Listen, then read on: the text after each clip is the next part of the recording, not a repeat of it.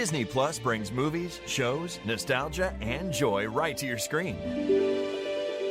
This podcast brings reactions, recaps, discussions, and interviews right to your mouse ears.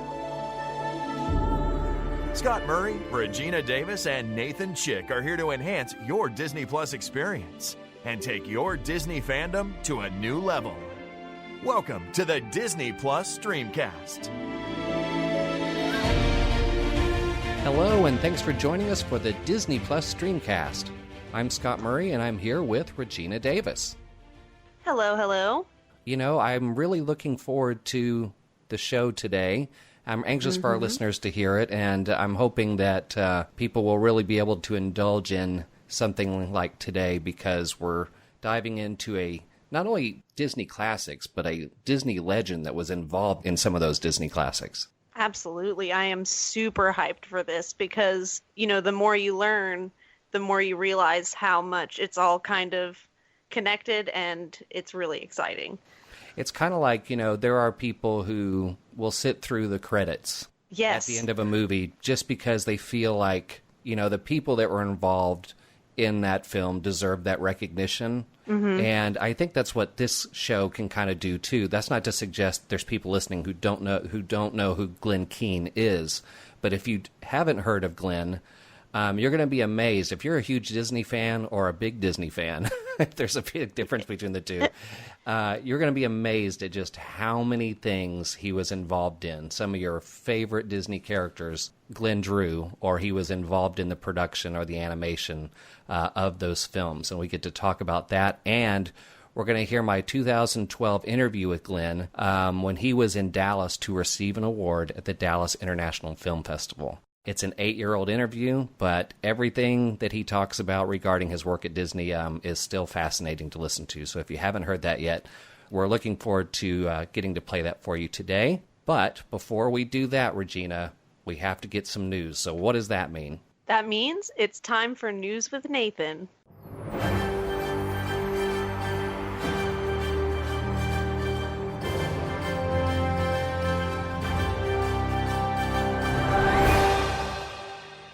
Hi guys, how's it going?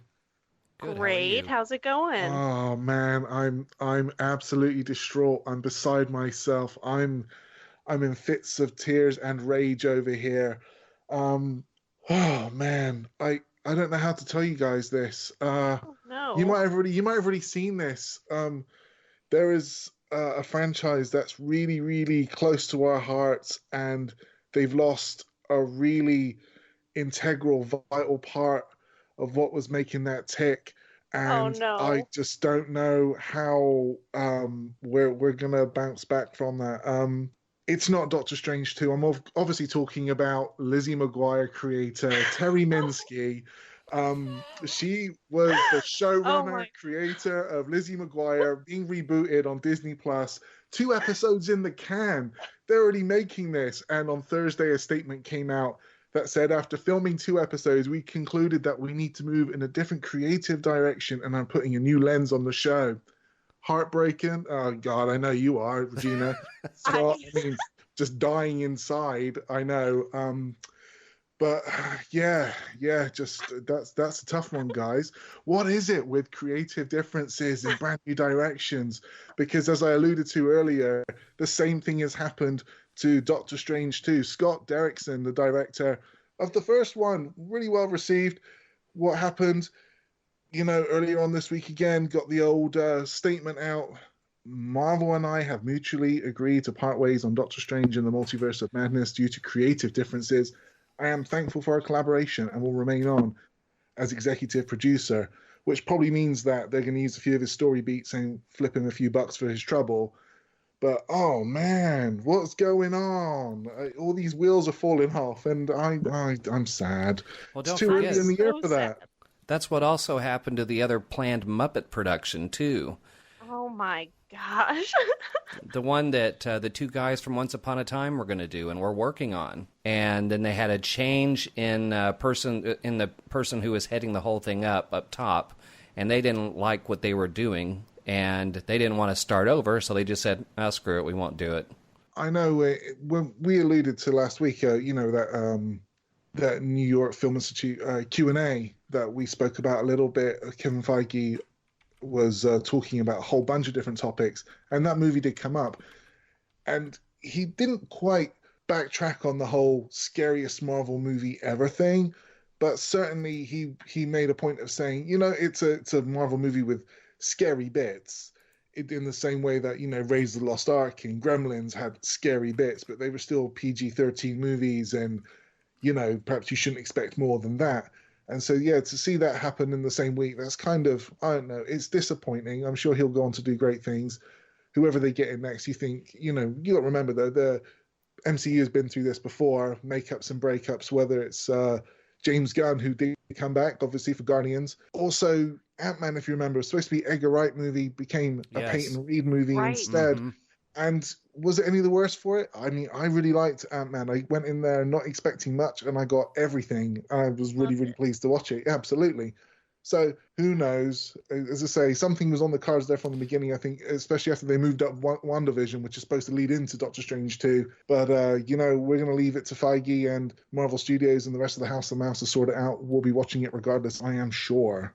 Do we know if anyone's expressed interest? Because I feel like I'm not going to be able to sleep at night until some other person is locked in. I need them to focus on this.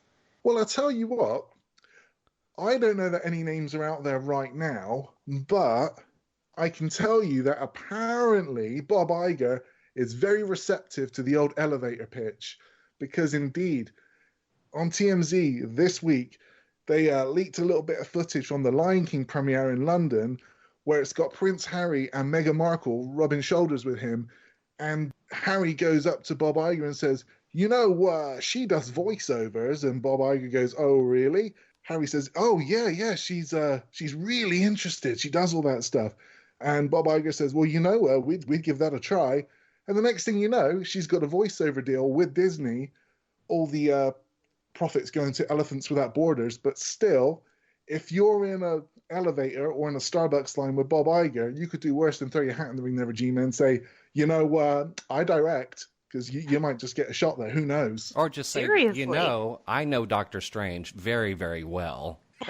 Here's what you need to do. Yeah. By the wicked ones of Watum, I think you've got it.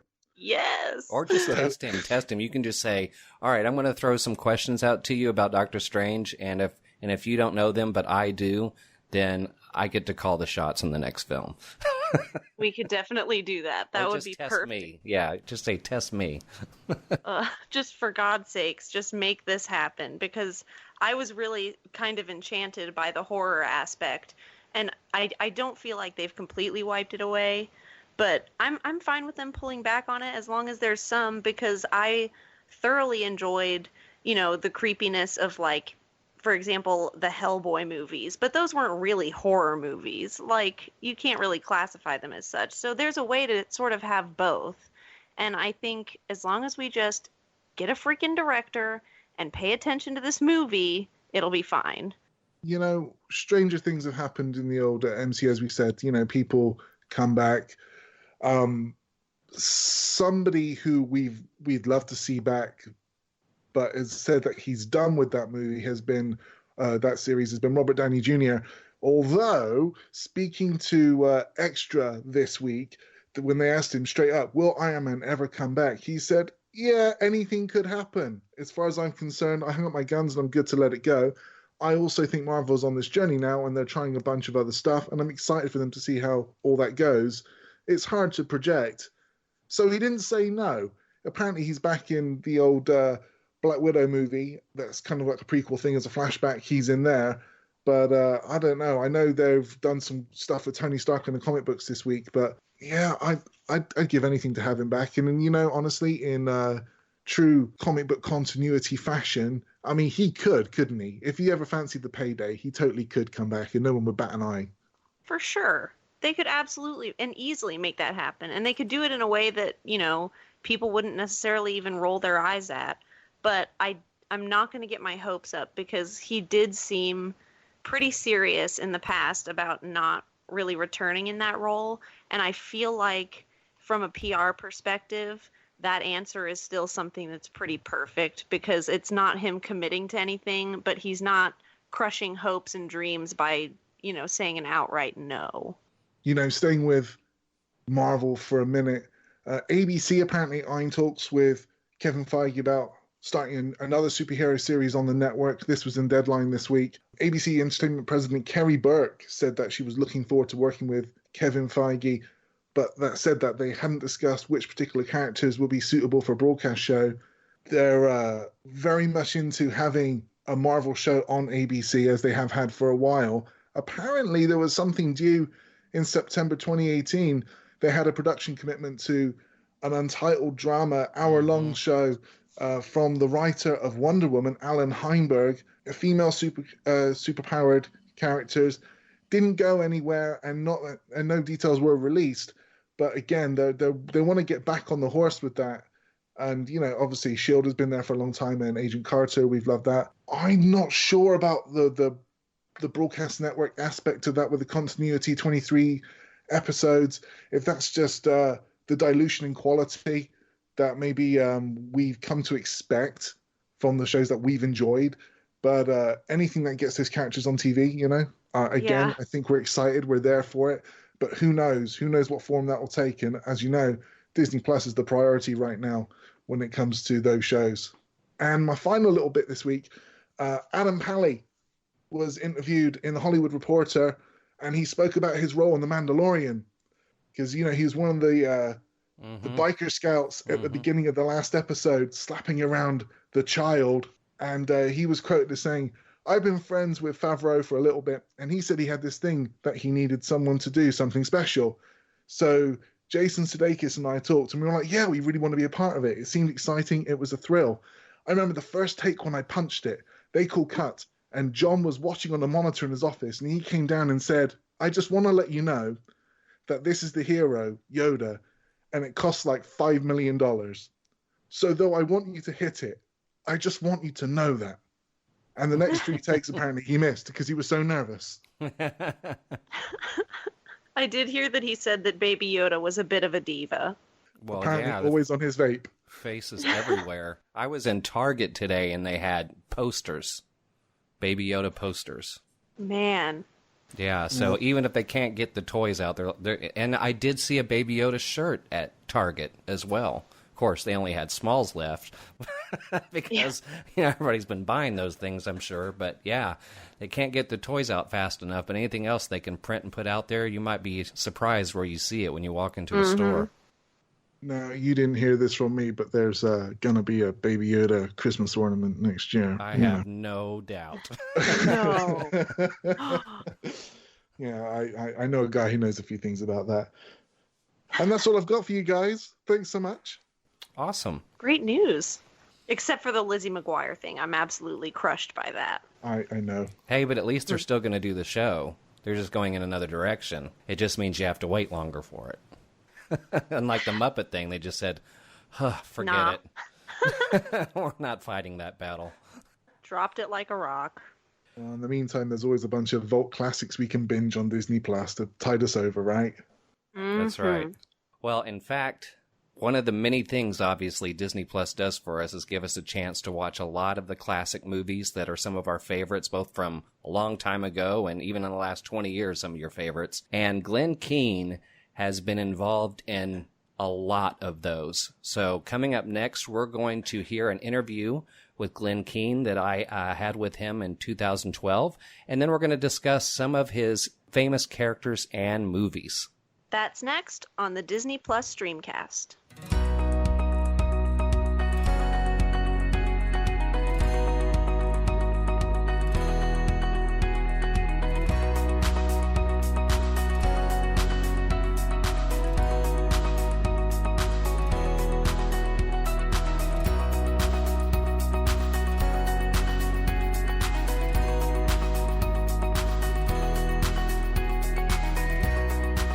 Well, if you are a die-hard Disney fan, you probably know the name Glen Keane, who in 2013 was officially named a Disney Legend.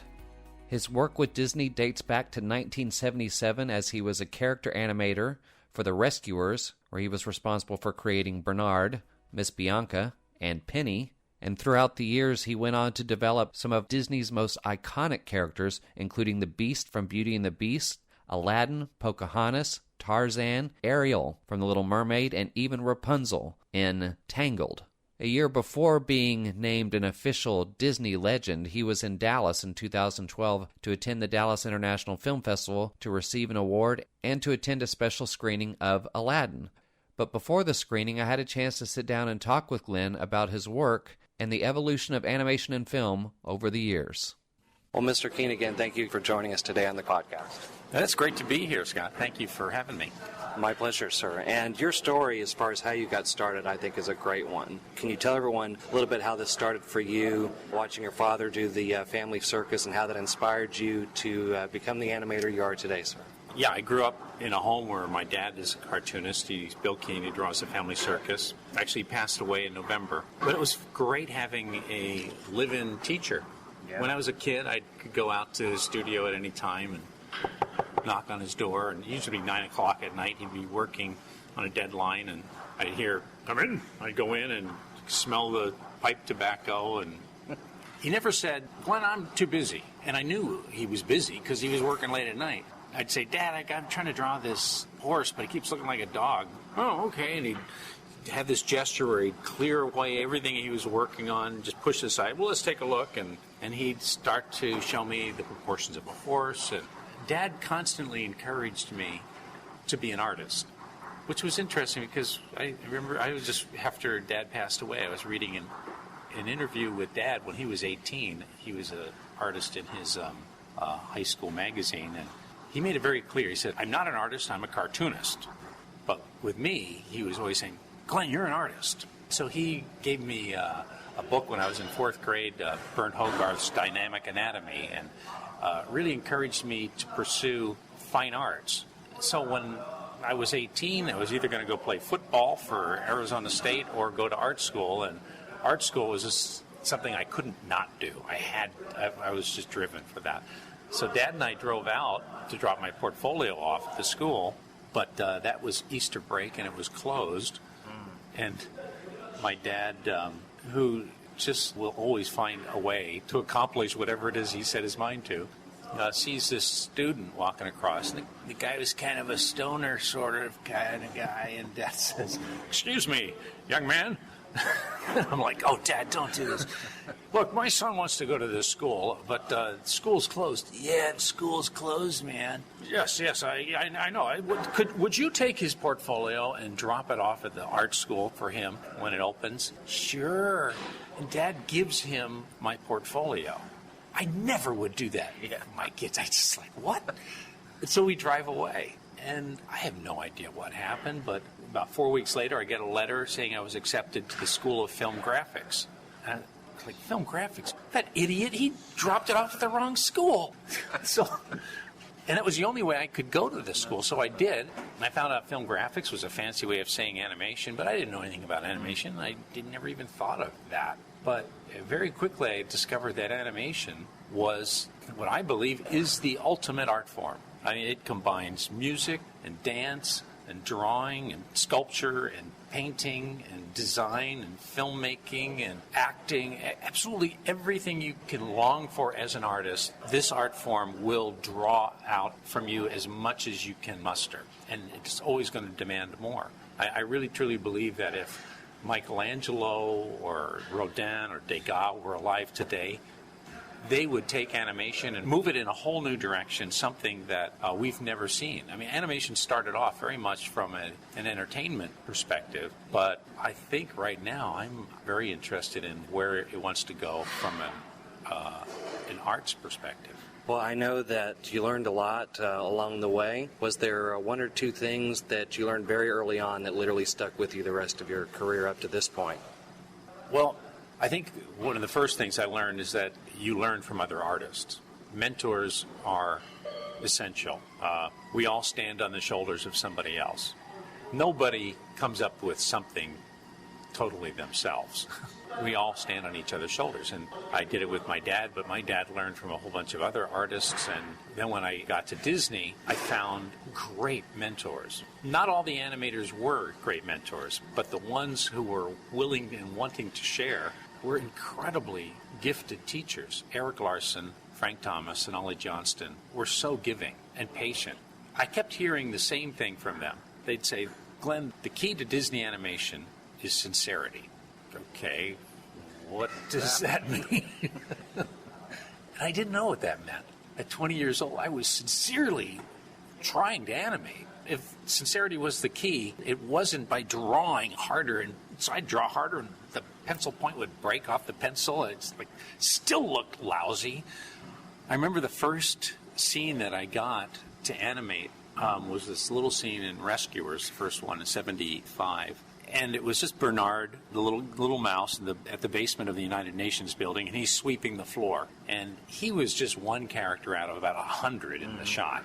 But, I was so afraid I was going to single-handedly just topple the whole Disney reputation in that one scene. They were going to let me do this. And I was trying to figure out this sweeping action and working at it for weeks, and I was struggling with it. So I went to Eric Larson, and I said, Eric, can you help me with, figure out this action? And, oh, sure. And Eric was kind of this big grandfatherly kind of a guy. He wore his belt. He had a big belly. There's 2 locations you can wear a belt, and it tells you a lot about what kind of person you're. A truck driver is wearing it below the big orb, and or Eric always had it up. He's the respectable grandfather. He said, okay, well, let's take a look at that. And I thought he was going to give me some formula for sweeping and action, some kind of basic tools for animating the shot. And he said, well, Glenn, what kind of a guy is Bernard? I said, I don't know. What do you mean? Well, what kind of a job do you think he wants to do? He said, well, I guess he wants to do a good job. Well, of course he does. That's the kind of a guy he is, don't you think? This little guy wants to clear off every speck of dust off the floor, don't you think? I said, yeah. He throws his whole heart and soul into everything he's doing. Don't you think that's who he is? I said, yeah, I think you're right. And Eric, who wasn't even the animator to that scene, in about 2 seconds, boom, was there. And he was into the head, into the heart and soul of who that character was. And it dawned on me that animating with sincerity is believing in the character that you're animating. Believing not in some mystical way, but really make believe that you are him and live it. And suddenly I was applying, I know what that feels like when I'm trying to do something. And I went back and I animated the scene very quickly. I had some technical problems. He helped me with technical problems. But what I really needed was that key. That has been the key all the way through my entire career, investing myself, becoming the characters I animate. There are many of the popular characters you've drawn. You've had Tarzan and Ariel. You drew actually inspiration from your family. Can you talk a little bit about that? Well, with Ariel, I was supposed to do, I'd been doing villains at that time, and I was supposed to do Ursula on that movie. Then I heard Jodie Benson's Part of Your World, her singing Howard Ashman, Alan Menken's beautiful music, and I was transported by that song. And I just thought, I have to do that. I've got to animate that. Matter of fact, it wasn't even Jodie Benson singing. It was Alan Menken singing that version of the song that captured my mind. So I talked to the directors and said, I've got to do Ariel. And they said, well, can you draw a pretty girl? I said, well, yeah. No, I've been married for, 12 years by that point. I've been drawing my wife all the time. She's beautiful. So I designed Ariel based on my wife, Linda. She resembles very much Ariel. Her seashells aren't quite as big, but beautiful. Yeah, she's very beautiful, fiery, strong personality, and I really related to that character. With Tarzan, I was in Paris trying to figure out how I'm going to have Tarzan swing through the vines, and I animated this scene of him swinging on the vines. It looked so passive. The vine's having all the fun. It's swinging. He's just hanging on. Well, this is kind of boring. And why are we even doing this movie anyway if you're not going to do take it further? So I read Edgar Rice Burroughs' book. He was describing an entirely different character than any live-action version of Tarzan. He was describing an animal-esque human being, swinging through the jungle jumping, leaping like a gibbon. And he described the tree branches swaying like in a hurricane, and Tarzan able to grab on and swing and jump from one to the next. And I started studying gibbons, and that is so cool. And I still didn't quite know how I was going to get him to move down some of the branches, and I was still playing with the swinging thing. And I saw my son at that time in Paris on his skateboard constantly going to the Trocadero and sliding down the rails, and he was really into extreme sports, and we'd watch extreme sports videos at night. He was 16, and I started realizing, wait a second, Tarzan probably lives on this adrenaline, just like these extreme sports crazy people. I mean, Max was constantly coming home, my son, with injuries, and I was like, why are you doing this?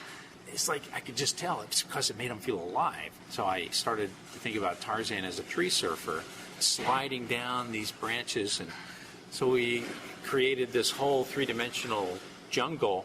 And this guy, Eric Daniels, who is working on a deep canvas system where we could actually move in and out of the jungle that way. He and I started working together on creating a test scene of Tarzan sliding down the branches. I put the music Wipeout. I remember showing it to the directors, and the screen is black, and you just hear this, oh, Wipeout! And then Tarzan just comes on, and he starts sliding down the branches, and they're like, that's awesome! We've got to have that! But it was so much based on just my son turning that key.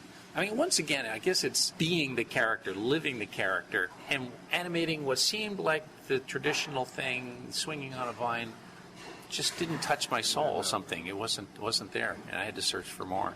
You came back and you were able to be a big part of the film Tangled, which I'm a big fan of as well. Really, really thoroughly enjoyed that film and everything you did with it. But I tell you, I think Tangled is also a good example of just how far animation's come. There are times in that movie where things look real. You almost forget it's an animated film. How do you look back at just the transition that animation has made from Pete's Dragon to what they can do now with something like Tangled? Well, I found that anywhere the computer has intersected animation, it's forced me to draw better. I just personally reject the idea that the computer replaces the pencil. It does force me to ask myself, what is drawing? Do you need a pencil to draw? You may not be drawing with a pencil, but the computer becomes a very expensive version of a pencil. It's about design and sculpting. And so I've been on this journey from really the start of it was in like 84, I think.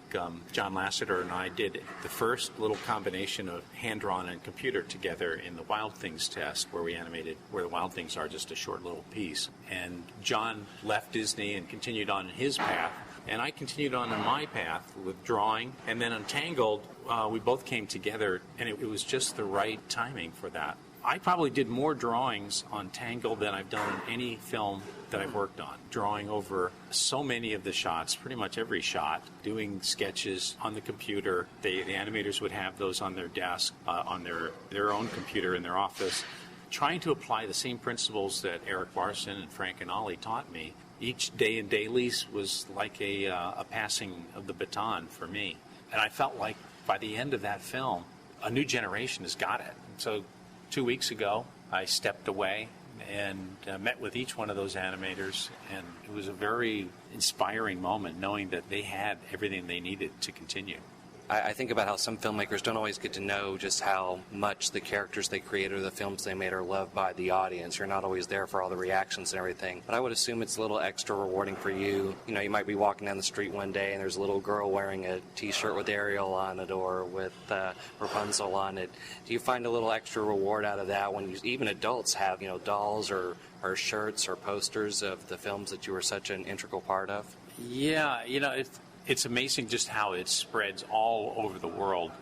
I remember when, it was maybe about 10 years ago, there was a photo of some of the people in Afghanistan where the army had gone in and there were some of the Afghan citizens with some of the U.S. soldiers having a picture taken. And it's one of those guys, the Afghans, had a Pocahontas T-shirt on with my drawing on there. I just was like, that is so cool.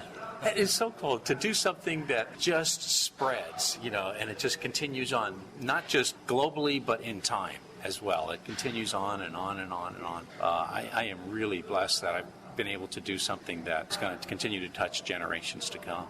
Well, Mr. Keane, it's been a real pleasure to talk to you. My wife and I both have enjoyed a lot of your work, and it's great to hear where it all came from and what it means to you today. Thank you so much for your time today, sir.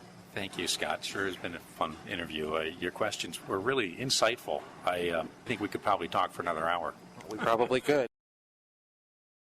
All right. Well, that might have been 8 years ago, but I've always remembered that interview, and I've always remembered how fascinating Glen was. And you can tell, I mean, despite the fact that it was really interesting to see that he just kind of fell into this industry. He was an artist, and then his dad running around the campus and finds this guy.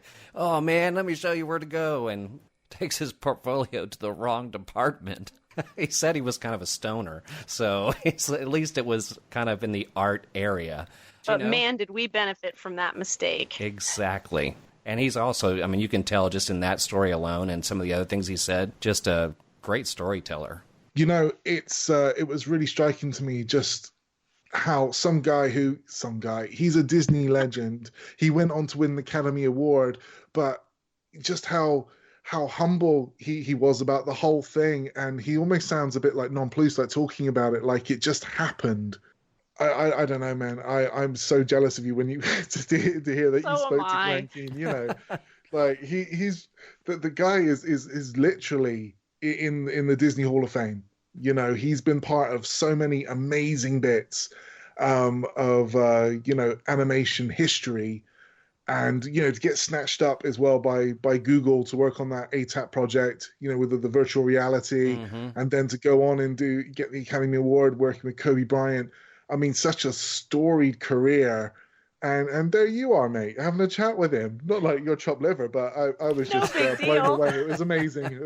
I was so impressed. Well, it was really exciting for me for a lot of reasons, obviously. He was right after that. We all went into the theater to watch Aladdin because he created Aladdin, he created the image of Aladdin for the film. And it was really, really cool because my wife's all-time favorite Disney movie was The Little Mermaid. I brought the Blu-ray of Little Mermaid with me to sign for her while we were there. And it was cool to hear him talk about that. And another one of our favorites that he was involved in, if you've been to Disney World, of course now Disneyland has it too. They have this thing called PhilharMagic, which is a 3D experience starring Donald primarily. It's got Mickey, but it's pretty much Donald. Donald steals Mickey's wizard hat, and the wizard hat takes him through several different Disney character moments in The Little Mermaid, Beauty and the Beast, Aladdin. So it's not hard to see why Glen was involved in that, but that's also one of our big-time favorites. So I invite anybody to go to Wikipedia or IMDb and just look at the long list of things that Glen's been involved in, especially on the Disney side. I mentioned a couple of favorites right out of the gate. What are some of your favorites that he was involved in? So one of my absolute favorites, because I mean, I love Aladdin. Aladdin is probably the one that I've seen the most, just because I've watched it a million times when I was a kid. I had the sing-along VHS. It was a whole thing. But Pocahontas is probably the one that every time I watch it and I just watch her move and I watch just everything about it, I'm always just like, wow, this is just absolutely incredible. And it never becomes diluted. It's never lessened by the amount of times that I watch it. And I saw in a YouTube video that he found, other than, Tarzan, as he talks about in the interview, he found Pocahontas to actually be the most difficult character that he ever drew.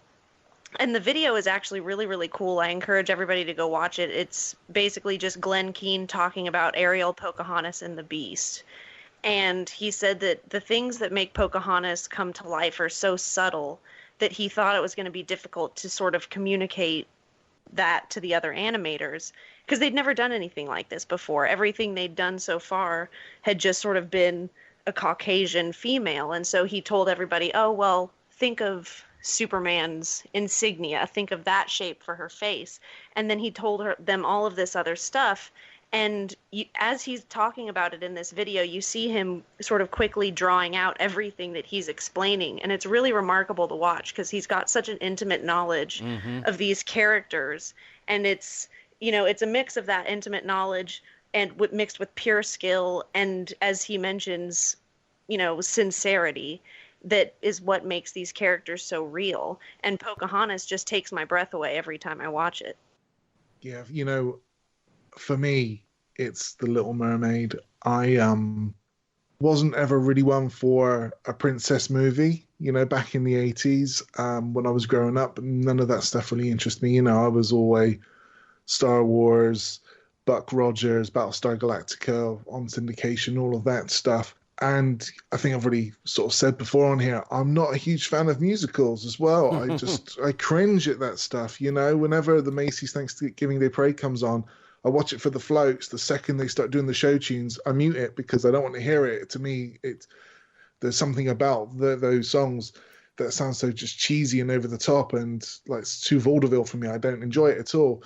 But watching The Little Mermaid, and I think there's a couple of things there. One, the songs are just amazing. You can't take anything away from them, even though I would love to and be the grumpy old man. You can't. So the songs. But also, if you look at how emotive the face of Ariel is, and he drew Ariel, you see how her hair moves, and again it's so expressive. You look at every face that she pulls.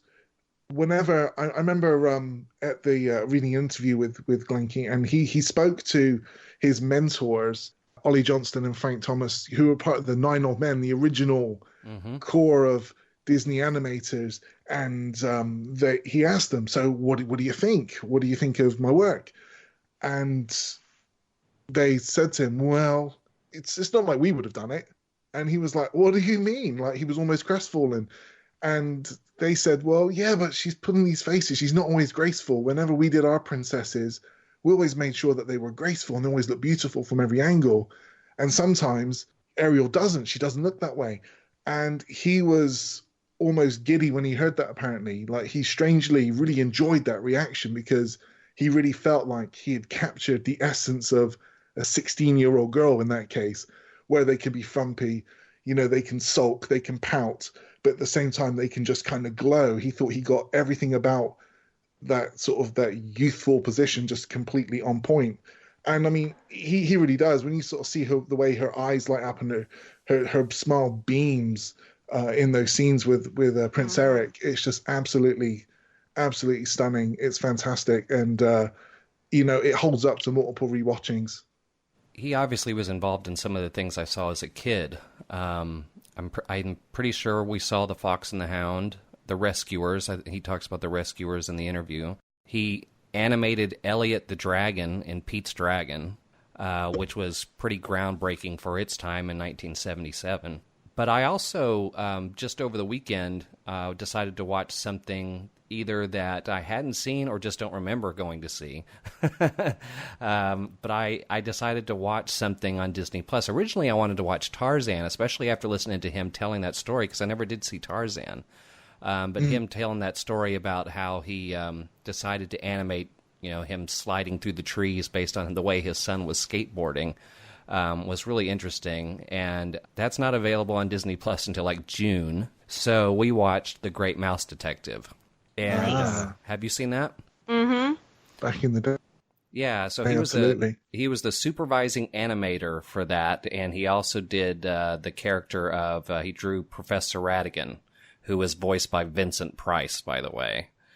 So that was kind of cool. And yeah, it's a fun little story. That was from 1986 is when The Great Mouse Detective came out.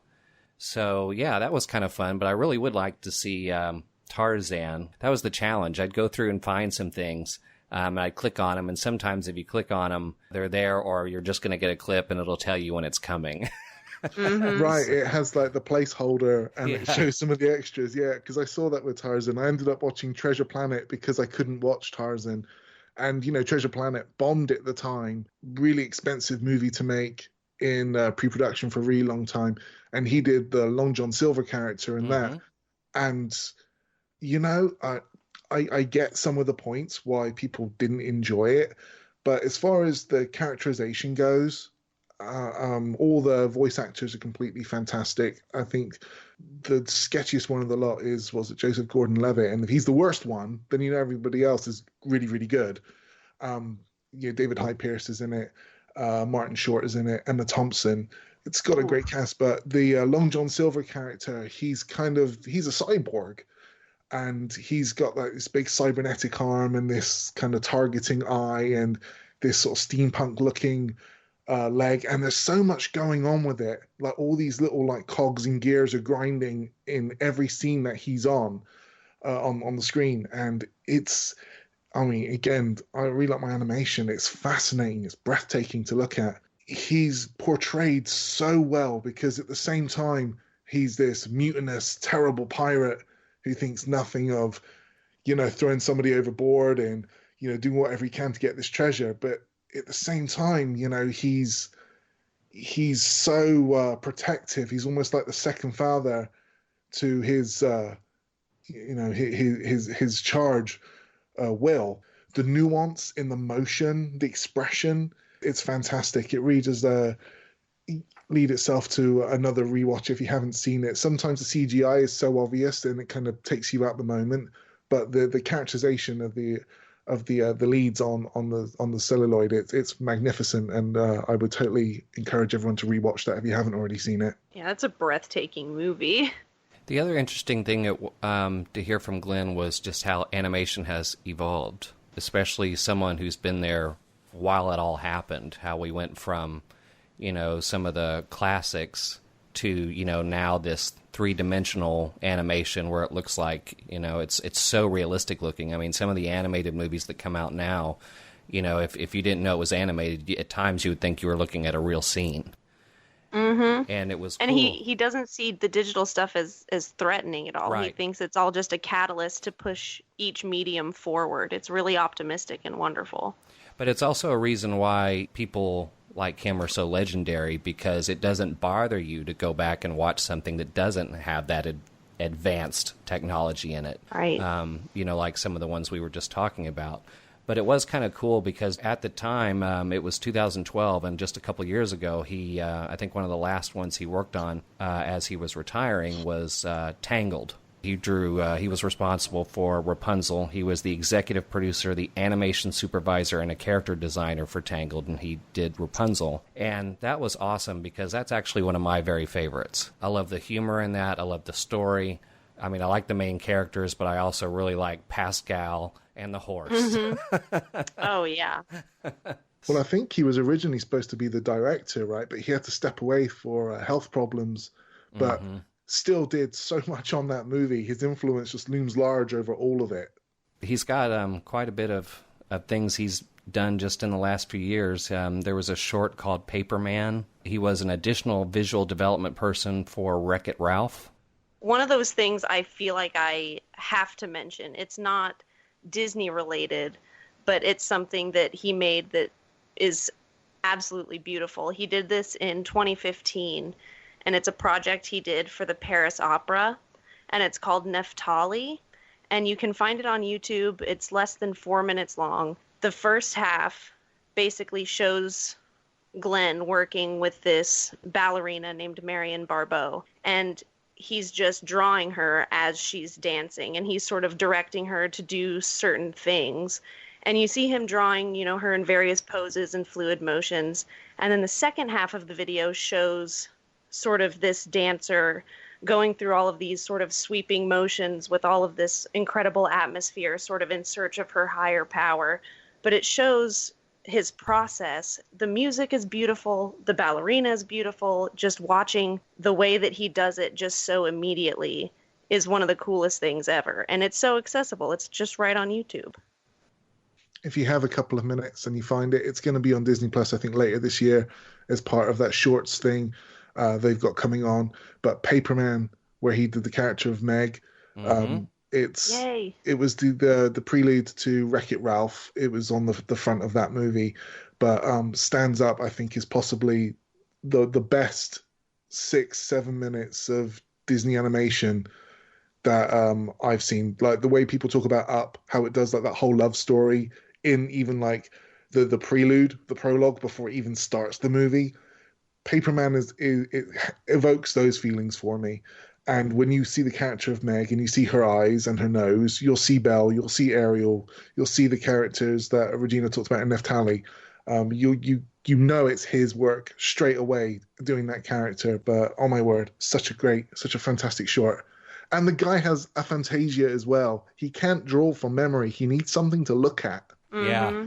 So, as far as chasing your dream and making it happen, this is a guy who shouldn't be drawing in the first place. And yet just the scenes, the things he conjures, just absolutely amazing. So good. Hope for everyone. Yeah. Well, I'm so glad that memorable conversation with Glen Keane allowed us to have a podcast today about him and all of his great work. If you all out there are a fan of Glen's or have favorite characters or movies that he was involved in, feel free to share it with us on Twitter. We are at Disney Plus Cast, and you can also reach out to us through our website at DisneyPlusStreamcast.com.